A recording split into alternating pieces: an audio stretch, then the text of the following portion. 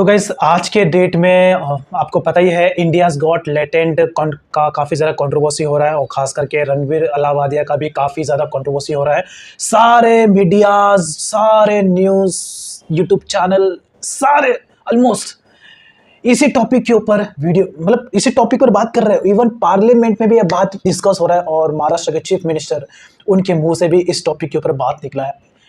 जो रणबीर ने India's got talent के मेंबर्स ओनली वाले एपिसोड में बोला था और कई सारे मतलब अनएक्सपेक्टेड कि आपने सोचा कि एक वर्ड से कितना बड़ा बखेड़ा खड़ा हो गया यार।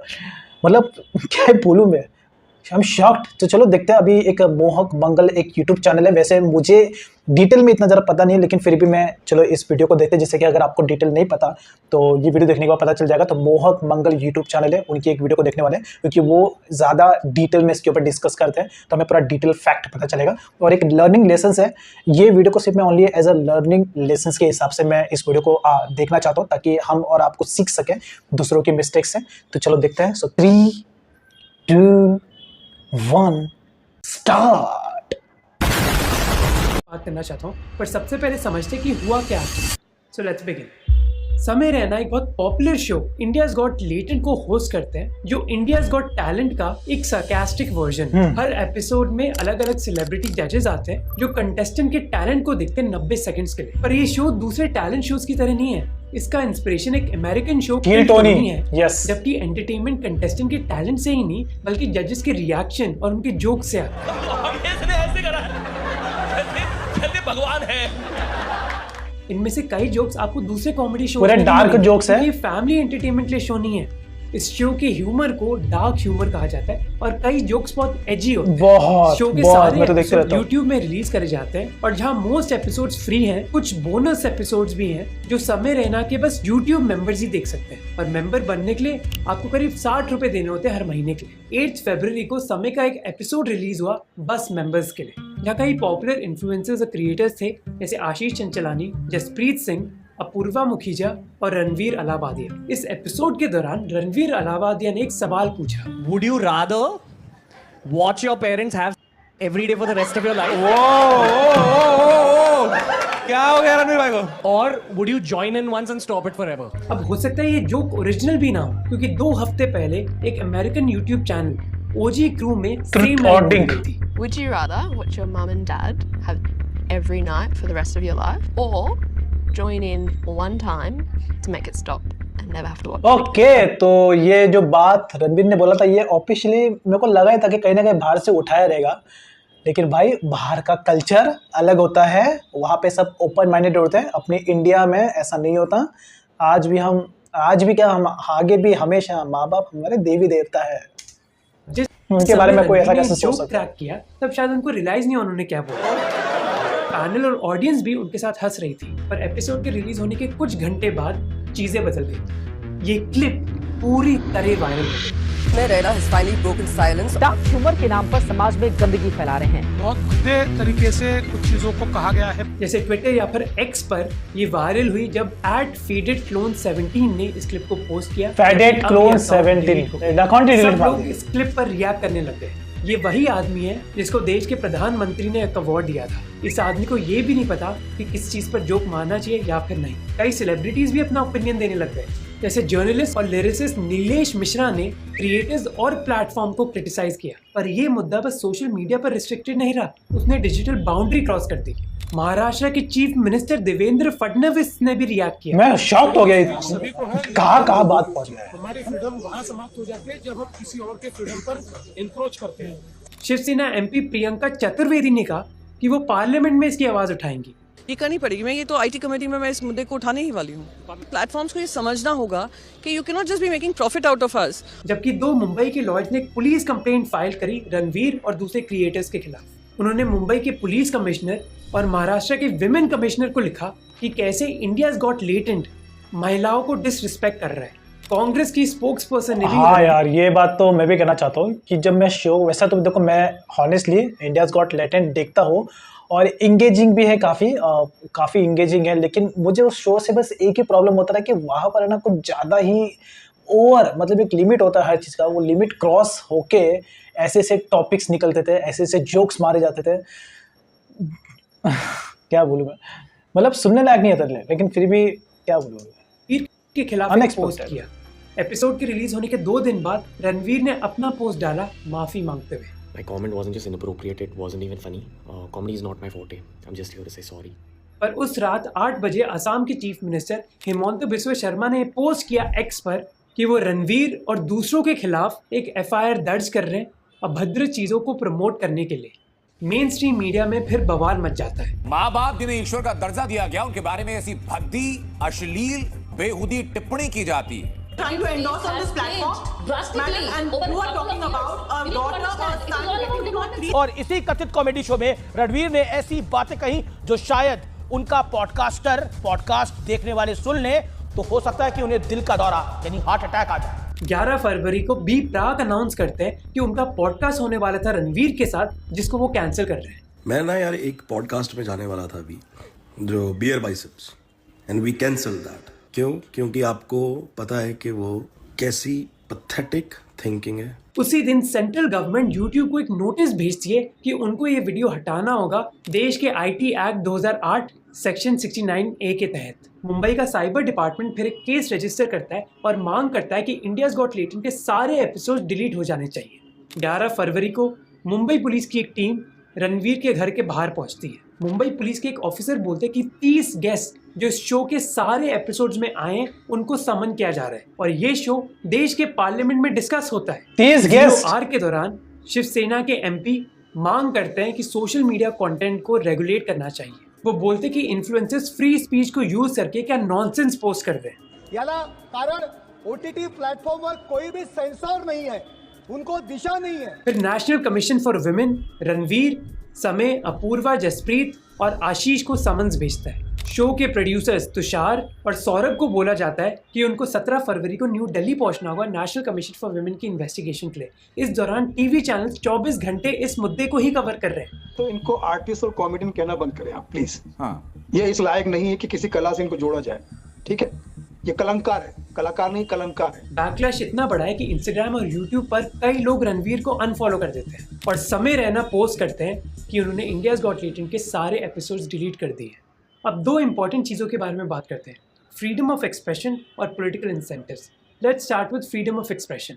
11 फरवरी को अर्नब गोस्वामी ने अपना प्राइम टाइम डिबेट ऑर्गेनाइज किया जिसका टाइटल था BeerBiceps film. Okay, I am not for cancel culture but I believe quite clearly that this is beyond everything. Arnab Goswami बोलते हैं कि रणवीर इतनी घटिया भाषा कैसे यूज कर सकते हैं, उनके खिलाफ एक स्ट्रिक्ट एक्शन लेना चाहिए। देखो मतलब क्या है ना, वो जो इंडियाज गॉट लेटेंट है ना, वहाँ का एनवायरनमेंट जो माहौल है ना वो वैसा बन जाता है कि ऑटोमेटिकली वो हम शो के फ्लो में आ जाते हैं। तो रणवीर ने भी जो बोला होगा ना वो शो के फ्लो में बोला होगा, लेकिन कहीं ना रणवीर ने ना वो खुद से बनाया नहीं था, वो उठाया था कहीं से वो वर्ड को जो उसने बोला है। तो वो कहीं ना बंदे ने सोच समझ के बोला होगा। एक तो अनजाने में बोलना और एक जानबूझ के बोलना, दोनों में बहुत फ़र्क है। क्योंकि ये जो बात है ना ये ऑलरेडी बाहर के कंट्री में जो आपने सुना एक यूट्यूब चैनल है वहाँ पे हुआ था, तो रणवीर के माइंड में ऑलरेडी एक था कि ये चल ये बात इसको बोलता हूँ मैं, तब उसने बोला। तो वो कहीं ना कहीं कॉन्शियसली बोलना हो गया वो, लेकिन वो फ्लो में बोल दिया बंदे ने। पर इस इशू को हटके पॉपुलैरिटी को बढ़ाने 4 साल पहले जाते हैं। नवंबर 2020 को अर्नब गोस्वामी अरेस्ट हुए थे। आप उनकी फोटो देख सकते हो। उनको अरेस्ट किया गया था अनवर नाइक सुसाइड केस में। अनवर ने अर्नब का स्टूडियो डिजाइन किया था और वो एक आर्किटेक्ट थे।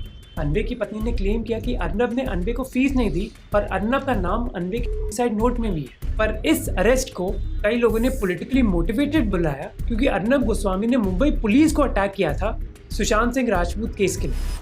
उस समय महाराष्ट्र में सरकार बीजेपी की नहीं थी बल्कि उद्धव ठाकरे कांग्रेस और एनसीपी की थी। कई बीजेपी मेंबर्स ने अर्नब की अरेस्ट को attack on freedom of expression बुलाया। इवेंचुअली अर्नब गोस्वामी को जेल से राहत मिल गई और इस केस में जस्टिस चंद्रचूड़ ने एक चीज़ कही। उन्होंने कहा कि मैं उसका चैनल नहीं देखता और चाहे आपके अर्नब से आइडियोलॉजी मिलती भी ना हो, पर अगर आज कोर्ट्स इंटरफेयर नहीं करेंगे then we are travelling the path of destruction. देश के चीफ जस्टिस ने कहा कि मैं अर्नब का चैनल नहीं देखता पर उसकी राइट ज़रूर प्रोटेक्ट करूँगा। उन्होंने कहा कि अगर स्टेट गवर्नमेंट्स लोगों को टारगेट करने लग गई तो कोर्ट की जिम्मेदारी है लोगों को बचाने की। तो वही आदमी जिसको चीफ जस्टिस ऑफ इंडिया ने प्रोटेक्ट किया वो आज चिल्ला के बोल रहा है कि रणवीर को क्यों अरेस्ट करना चाहिए। अब आप बोलोगे मोहक तो क्या बात कर रहा है यार, इधर की बात उधर कर रहा है। अर्नब का केस अलग है, रणवीर का केस अलग है। इसीलिए मैं आपको बताना चाहता हूँ कि फ्रीडम ऑफ एक्सप्रेशन होता क्या है। मैंने रिसेंटली रणवीर के डिफेंस में ट्वीट किया, तो कई लोग जैसे इन महाशय ने मुझे रिप्लाई किया कि इसका मतलब है कि तुम रणवीर से अग्री करते हो, कैसे संस्कार है भाई तुम्हारे। पर फ्रीडम ऑफ एक्सप्रेशन का मतलब ये नहीं होता कि लोग वही चीज़ बोल सकते हैं जिससे मैं अग्री करता हूँ, बल्कि उसका मतलब होता है कि लोग वो चीज़ भी बोल सकते हैं जो मुझे पसंद नहीं। तो इसका मतलब है कि क्या फ्रीडम ऑफ एक्सप्रेशन में कोई लिमिट नहीं होनी चाहिए? नहीं होनी चाहिए। कौन सी लिमिट्स? अगर कोई हेट फैलाए या फिर वायलेंस की मांग करे तब वो फ्रीडम ऑफ स्पीच नहीं होता और उनको हमें रोकना चाहिए। राइट। एक बुरा जोक जो एक YouTube वीडियो में बोला जाए, क्या वो एक जोक मेरे लिए फनी था? नहीं। क्या मैं उससे अग्री करता हूँ? नहीं। पर क्या इस वजह से रणवीर को जेल जाना चाहिए? नहीं। इस दुनिया में ऐसी कई चीजें हैं जिससे मैं अग्री नहीं करता, जैसे एनिमल फिल्म। कम लिख माय शो। पर क्या इसका मतलब है कि एनिमल फिल्म को बैन हो जाना चाहिए? नहीं। कई चीज़ें जो आपको ज़िंदगी में पसंद नहीं आएंगी पर उससे वो इलीगल नहीं हो जाती। अगर पसंद नहीं है तो उनकी आलोचना करो, चाहे तो रणवीर के घर जाकर धरना करो, उससे माफ़ी मंगवाओ। पर भाई बंदे ने तो अब माफ़ी भी मांग ली, और क्या चाहिए। प्रॉब्लम ये है कि लोग लीगैलिटी और मोरालिटी के बीच में डिफरेंस नहीं समझते। Let them tell their story, their point of view. It's not necessary that you are going to agree with. Don't burden with your opinion. Morality is not equal to legality. Morality आती है personal, cultural और religious belief से। देखो वैसे कहीं ना बात में दम है कि बंदे ने ना सॉरी बोल दिया है, ठीक है, उसने बात क्या बोलूं, मतलब बात ज़्यादा बढ़ गया है। मतलब क्या, ये छोटी सी बात है, छोटी सी भी उसको बोल नहीं सकते, लेकिन बंदे ने शो के फ्लो में बोल दिया, उसने इसके लिए सॉरी मांग दिया, तो बात वहीं पे ख़त्म हो जाना चाहिए कि गलती से सबसे होता है यार। ये अननेसेसरी इसको स्ट्रेच करना हो गया। मतलब दुनिया में और भी कई सारे ऐसे चीज़ें हैं जो सही नहीं चल रही है, उस पर इतनी ज़रा बात नहीं हो रही है, और इस बात पे इतने सारे लोग ने घेर लिया है बंदे को। तो इतना ही समझ रहे ना मैं क्या कहना चाह रहा हूँ। बट ठीक है, बंदे ने सॉरी बोल दिया है। मेरे मॉरल से डिफरेंट हो सकते हैं, बट एक लर्निंग लेसन। कुछ लोग के लिए गाली देना इमोरल होता है, जबकि कई लोग के लिए गाली देना इमोरल नहीं होता। रोडी शो में भी कितना गाली होता था, मुझे अभी भी याद है। तो मॉरल्स लोगों के लिए डिफरेंट हो सकते हैं, पर लॉज नहीं। लॉ एक देश में सबके लिए एक समान होता है। अब हमारे देश में वो प्रैक्टिकली नहीं है, पर थ्योरी में जरूर है।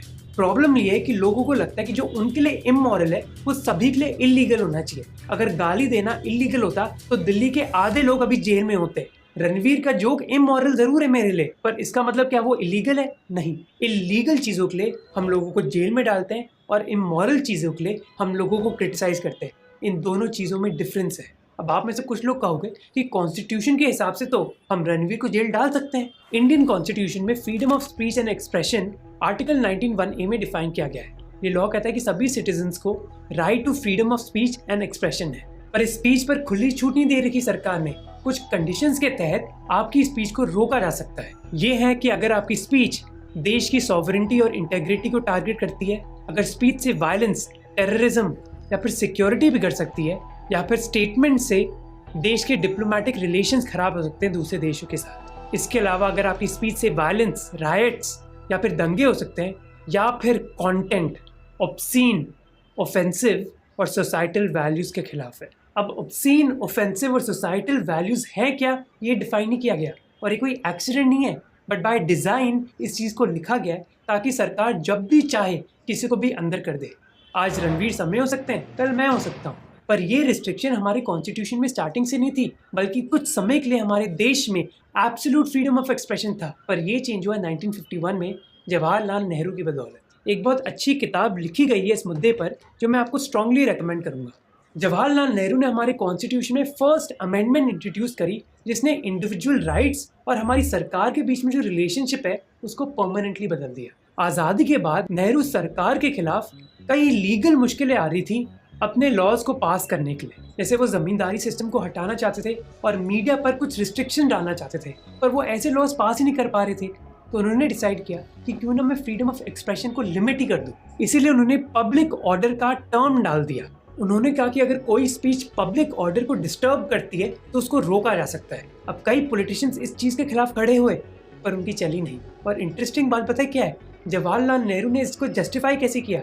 उन्होंने कहा कि मीडिया वाले देश के नौजवान को बिगाड़ रहे हैं। उन्होंने कहा कि कई न्यूज़पेपर्स वल्गैरिटी और इनडिसेंसी से भरे हुए हैं, जिससे हमारी नौजवान जनरेशन के दिमाग में जहर घोला जा रहा है और उनके मॉरल स्टैंडर्ड्स गिर रहे हैं। ये कोई पॉलिटिकल प्रॉब्लम नहीं है, बल्कि एक मॉरल प्रॉब्लम है। वो कहते हैं कि हम अपने नौजवानों को इस जहर से कैसे बचाएं। ये था 1951 का साल, और 2025 में जो आप आर्ग्यूमेंट सुनोगे ना, वो सेम ही है। लोग फ्रीडम ऑफ एक्सप्रेशन को रोकना चाहते हैं, ये कहते हुए कि यंग जनरेशन बहुत बिगड़ रही है। इसके बेसिस पर, एक जोक के बेसिस पर। देखो, जैसे मैंने पहले कहा कि मुझे रणवीर का जोक अच्छा नहीं लगा, पर अगर मुझे अच्छा नहीं लगा और आपको अच्छा नहीं लगा, उससे वो इलीगल नहीं हो जाता। मुझे प्रॉब्लम है हिपोक्रेसी से। कुछ साल पहले एकता कपूर को पद्मश्री दिया गया उनके कंट्रीब्यूशन के लिए। एकता कपूर को ये दिया जा रहा है, जबकि बंदी कंटेंट क्या बनाती है, अल्ट बालाजी। आपको पता है कि एकता कपूर कौन सा स्ट्रीमिंग प्लेटफॉर्म ओन करती है? ऑल्ट बालाजी। क्या बनता है, क्या दिखाया जाता है? Basically soft. रवि किशन ने रणवीर के कंटेंट को क्रिटिसाइज किया। बहुत दुखद है इस तरह की भाषा का प्रयोग, जहां हमारी पत्नी, हमारे बच्चे, हमारी बेटी, हर घर की बेटी, हर घर की माताएं, बहनें सब देख रही हैं। इस तरह की बातों का, शब्दों का प्रयोग बहुत ही अपमानजनक है। ये योगी कहते हैं कि रणवीर जैसे लोगों को फांसी पे चढ़ा देना चाहिए। आपको पता है कि इस योगी ने सनी लियोनी की प्रोफाइल के नीचे क्या कमेंट किया? Follow me. अब आप बोलोगे कि इन लोगों को भी जेल में डाल दो, पर ये मेरा पॉइंट नहीं है। मेरा पॉइंट है कि कई चीजें हैं जिससे हम अग्री नहीं करते, जिसको हम इमोरल मानते हैं, पर उससे वो इलीगल नहीं हो जाती। अब बात करते हैं दूसरी चीज की, वो है पॉलिटिकल इंसेंटिव्स। हिमंत बिस्व शर्मा, असम के चीफ मिनिस्टर, जो गुवाहाटी में बैठे हैं, उन्होंने एक FIR क्यों दर्ज करी इंडियाज गॉट लेटेंट के खिलाफ। अब आसान होगा ये बोलना कि इंडियन पॉलिटिशियंस को कुछ पता नहीं, वो तो बिना सोचे समझे कुछ भी कर देते हैं, पर ये गलत है। उल्टा मैं मानता हूँ कि Indian politicians are one of the smartest people in our country. वो जानते हैं कि उनकी जॉब क्या है, वो है इलेक्शंस को जीतना, और उनको पता है कि उन इलेक्शंस को वो कैसे जीतेंगे। और क्या ट्रिक है इलेक्शन जीतने की? विजिबिलिटी।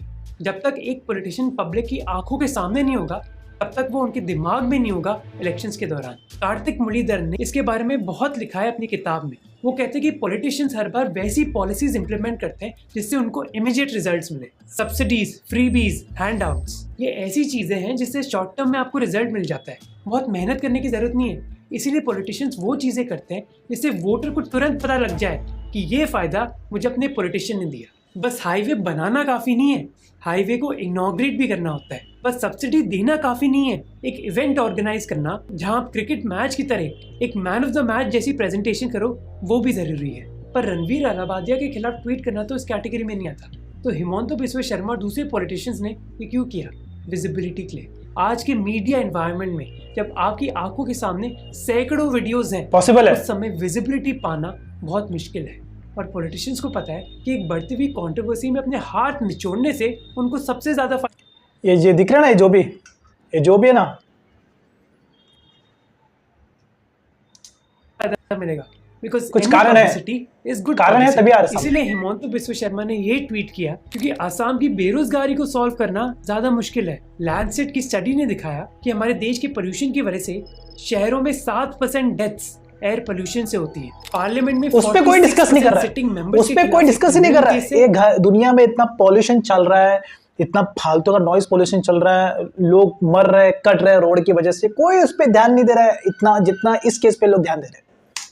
और 31% के खिलाफ serious case including rape, kidnapping और मर्डर। देश में कोई भी शहर लिवेबल नहीं है। पब्लिक ट्रांसपोर्ट खराब है, हर जगह धूल और मिट्टी है, कचरा पड़ा हुआ है, और कोई इस पे डिस्कस नहीं कर रहा है। पर अगर एक यूट्यूबर के जोक के बारे में नेशनल कंट्रोवर्सी स्टार्ट हो जाए जिस पर मैं ट्वीट करूं, तो ना मेरे ऑपोजिशन को कोई अटेंशन देगा और ना देश की प्रॉब्लम्स पर। और इस स्ट्रैटेजी का इम्पैक्ट समझने के लिए हमें इंडिया में नहीं रहना चाहिए, बल्कि हमें जाना चाहिए वॉशिंगटन DC, डोनाल्ड ट्रंप के पास। डोनाल्ड ट्रंप ने दिखाया कि अटेंशन को डोमिनेट करके किसी भी लीडर को कितना फायदा मिलता है। 30 साल पहले पॉलिटिशियंस डिबेट करते थे मुद्दों पर लोगों को कन्विंस करने के लिए। उस समय स्ट्रैटेजी होती थी कि पहले लोगों का अटेंशन मिल जाए, जब अटेंशन मिल गया मुझे, तब मैं उनका माइंड चेंज करने की कोशिश करूंगा किसी भी पब्लिक पॉलिसी पर आज अटेंशन ही गोल है। इसलिए हर पॉलिटिशियन एक दूसरे के खिलाफ लड़ाई कर रहा है विजिबिलिटी के लिए। और विजिबिलिटी पाने के लिए सब पॉलिटिशियंस कर क्या रहे हैं? चिल्ला रहे हैं।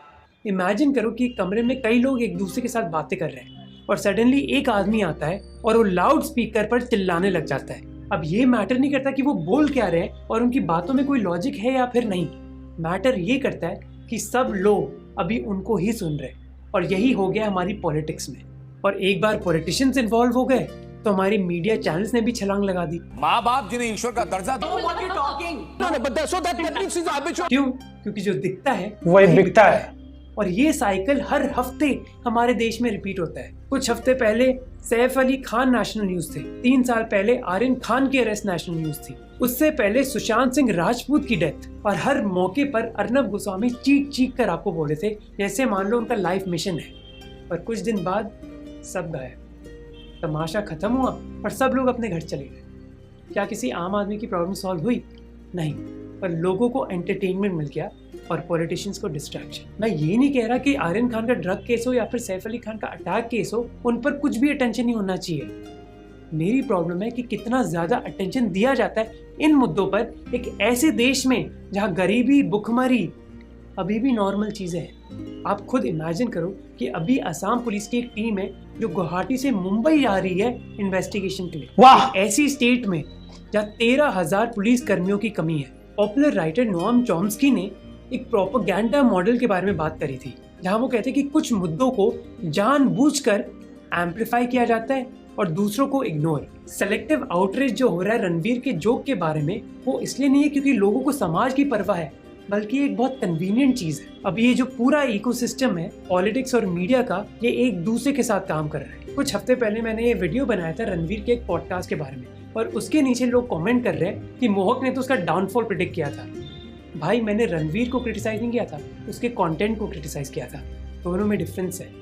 मैं रणवीर के कंटेंट को क्रिटिसाइज करता हूँ, इसका मतलब ये नहीं है कि मैं चाहता हूँ कि वो जेल जाए। इनफैक्ट अभी रणवीर और समय पुलिस एक्शन फेस कर रहे हैं और मैं नहीं, ये बस लक की बात है। मैंने कई वीडियोस बनाए जिसके लिए कन्वीनियंटली मुझे जेल में डाला जा सकता है, क्योंकि मुद्दा रणवीर के जोक के बारे में है नहीं, मुद्दा है कि कौन कब वायरल हो रहा है। और अगर आपका बुरा वक्त निकला और एक पॉलिटिशियन उस समय अटेंशन चाहता है तो आपके खिलाफ पुलिस केस दर्ज। और अगर आप इस सिचुएशन को चेंज करना चाहते हो तो अपने आसपास के लोगों का अटेंशन। देखो, वैसे मैं इस वीडियो को कैप्चर नहीं करना चाहता था, लेकिन एक कहीं ना कहीं जो मोहक मंगल यूट्यूब चैनल है ना, ये काफ़ी नॉलेजेबल, जस्ट लाइक ध्रुव रात्रि की तरह काफ़ी अच्छा इन्फॉर्मेटिव वीडियो प्रोवाइड करता है। तो इसलिए एज अ लर्निंग लेसन से मैंने इस वीडियो को कैप्चर किया और आप लोग के सामने से प्रोड्यूस किया। देखो क्या है ना कि सिंपल से एक ही बात है, फ्रीडम ऑफ स्पीच होना चाहिए, लेकिन एक लिमिट में, कि किस वे में उसका यूज़ करना, राइट वे में यूज़ करो। अब रणवीर की अगर बात करो तो अब आप पहली बात तो बंदे ने सॉरी बोल दिया है, तो बात वैसे इतना बढ़ना नहीं चाहिए था जितना बढ़ चुका है। कोई इसको जानबूझ के हाईलाइट कर रहा है, कोई अपने सेल्फिश रीज़न की वजह से इसको हाईलाइट कर रहा है, और कोई बस व्यूज़ के चक्कर में इसे हाईलाइट कर रहा है। लेकिन इससे ये नहीं पता चल रहा है कि जो रणवीर है अभी उसके घर में फैमिली सिचुएशन क्या होगा, बंदा कितना डिप्रेशन में रहा होगा, उसको शायद से कहीं ना कहीं ऐसा सुसाइडल थॉट्स भी आते होंगे, क्योंकि रणवीर ने पिछले 10 साल लगे बंदे को ये पूरा इस लेवल पे पहुंचने के लिए, ताकि उसके सारे सेलिब्रिटीज़, सारे लोग उसके पॉडकास्ट में आते। तो बंदे ने उसके लिए मेहनत किया था, लेकिन एक दिन भी नहीं लगा यार, एक दिन भी नहीं लगा, पूरा इमेज डाउन हो गया। तो इससे एक लर्निंग लेसन ये मिलता है कि बोलने की ज़रूरत क्या है। आप लोगों को भी लर्निंग लेसन मिल गया है कि जो भी बोलना है सोच समझ के बोलो, और कुछ भी अगर आपको बोलना है तो पहले वहाँ पे रुको, सांसें लो, आँख बंद करो और बोलो यस मैं होश में हूँ मैं। क्योंकि ये एक माइंड में एक सिग्नल जाता है कि सोच समझ के बोलना है और उसके बाद रिस्पॉन्स करना है, रिएक्ट नहीं करना है। दोनों में बहुत डिफरेंस है। So as a learning lessons ये बहुत ही रणवीर का जो मिस्टेक है, ये एज अ मेरे लाइफ और आप सभी के लाइफ में बहुत बड़ा एक लर्निंग लेसन्स है। तो प्लीज़ अलर्ट रहना, और ऐसी कोई भी चीज़ें बोलने से पहले सोशल मीडिया पर खास करके कुछ भी बोलना है तो सोच समझ के बोलना सोशल मीडिया पे, क्योंकि बहुत सारे लोग बैठे हैं। अगर आप एक छोटे मोटे क्रिएटर हो तो कोई आप पे ध्यान देगा नहीं, लेकिन हाँ अगर आपका बड़ा क्रिएटर का बेस्ड है तो भाई तुम बहुत बड़े टारगेट लेवल पे, लोग बस एक पॉइंट का वेट करेंगे और वो पॉइंट अगर मिल गया ना, खिंच इतना बड़ा कर देंगे ना, फट जाओगे फिर से। तो बस संभल के रहना। चलो ठीक है, तो ओवरऑल इस वीडियो के बारे में आपका क्या ओपिनियन है, कमेंट सेक्शन में ज़रूर बताना। और ये मोहक मंगल यूट्यूब चैनल है, वैसे बोलने की ज़रूरत नहीं, आप लोग देखते ही हो। तो वैसे तो इस चैनल पे मैं फ़नी वीडियोस अपलोड करता हूँ, बट ये लास्ट एंड फाइनली वीडियो है इस टॉपिक को लेकर, तो अभी मैं डायरेक्टली नेक्स्ट टॉपिक पे जाऊँगा। So that's it.